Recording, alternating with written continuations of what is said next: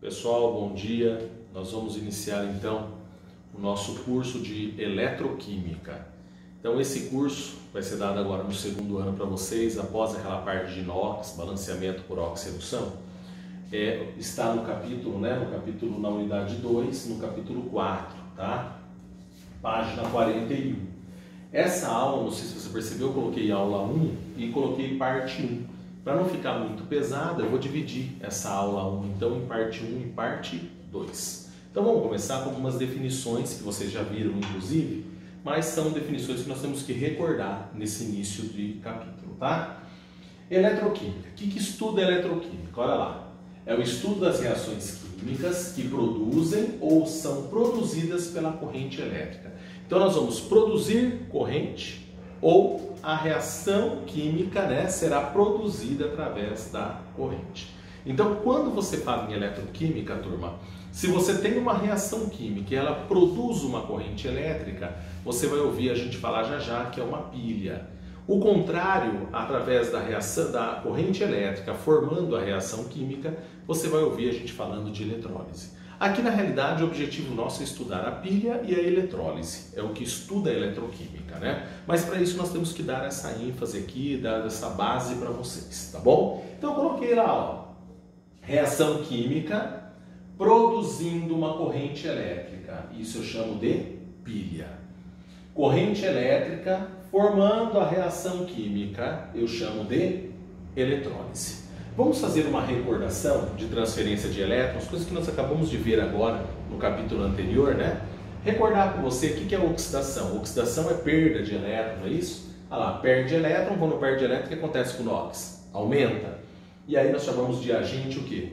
Redutor. Quem sofre oxidação é o agente redutor, não é isso? Que a gente já viu várias vezes aí na parte de balanceamento, certo? Aí nós temos...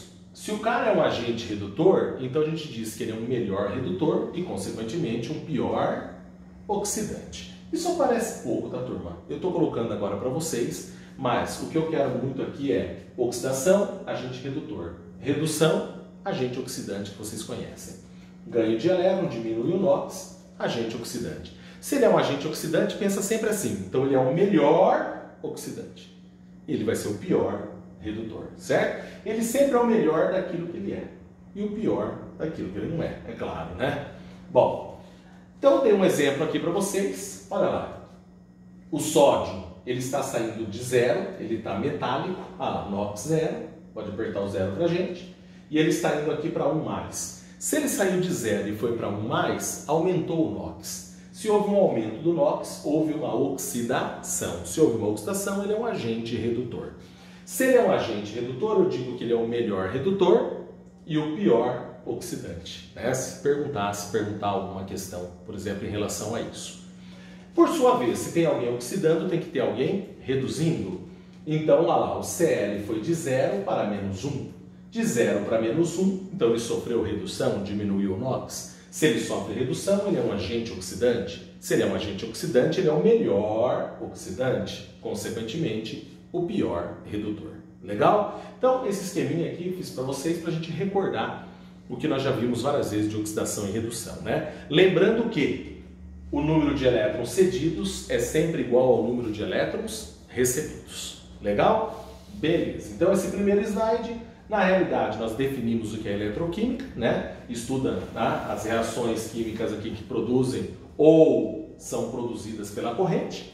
E ela é dividida em pilha e eletrólise, E aí, no caso, recordamos a parte de transferência de elétrons com vocês. Beleza, continuando aqui, isso nós vamos usar bastante, potencial eletroquímico, Esse potencial, essa pressão dos elétrons, a gente vê que tem elemento que tem a maior tendência em oxidar e outros têm a maior tendência em reduzir. E esse potencial, então, ele é dado em valores para a gente. E aí, turma, não precisa se preocupar, esses valores são fornecidos para nós, E o potencial de oxidação e o potencial de redução, ele vai medir, oxidação, mede, o que a oxidação faz? Perde elétron. Então, o que é um potencial de oxidação? Ele mede a capacidade em perder esses elétrons, Agora, um detalhe importante, coloquei aqui em negrito. Sempre que for um potencial de oxidação, uma semi-reaçãozinha de potencial de oxidação, perceba, o elétron vai estar sempre depois da seta. Os elétrons estão sempre no produto, sempre, tá bom? Vamos ver aqui um exemplo, olha lá. Eu tenho, vamos devagar aqui, o zinco é 0, zinco 0, olha lá, sólido, metálico. O zinco 0, aí ele está perdendo 2 mols de elétrons, então põe uma seta, elétron para o lado de lá, está dando elétron, está perdendo elétron. Então está perdendo 2 mols de elétrons e se transformando no cátion zinco 2+. Isto tem um valor, essa oxidação desse elemento zinco. E esse valor é dado no potencial, olha lá, chamado potencial de oxidação, representado por EOX. Muitas vezes a gente escreve EOX, outras vezes nem coloca só o valor. Então, o potencial de oxidação dele é mais 0,76 volts. Aí eu olho um outro exemplo para você ver. O cobre, olha lá, está dando 2 mols de elétron no produto, elétron depois da seta. Então está dando 2 mols de elétrons, se transformando em cobre 2+. E aí deu menos 0,34 aqui o potencial. Por que eu fiz isso? Eu já fiz isso para mostrar para você que potencial de oxidação não necessariamente, tem gente que acha que é assim, então se é de oxidação é positivo, se é de redução é negativo. Não existe isso. Quando é de oxidação ou de redução, vai depender do elemento químico para a gente saber se ele será positivo ou se ele será negativo. Tudo bem? Então, observe bem. Aqui eu vou mostrar para você, mostrei o potencial de oxidação. Agora eu vou mostrar o potencial de redução. No caso do potencial de redução, ele vai medir a capacidade em ganhar os elétrons. Então, sempre que você tiver potencial de redução, você percebe outra dica importante. O elétron vai estar sempre no reagente, antes da seta, tá? Então, observe lá. Aqui no nosso exemplo, coloca aí pra gente, fazendo um favor, ó.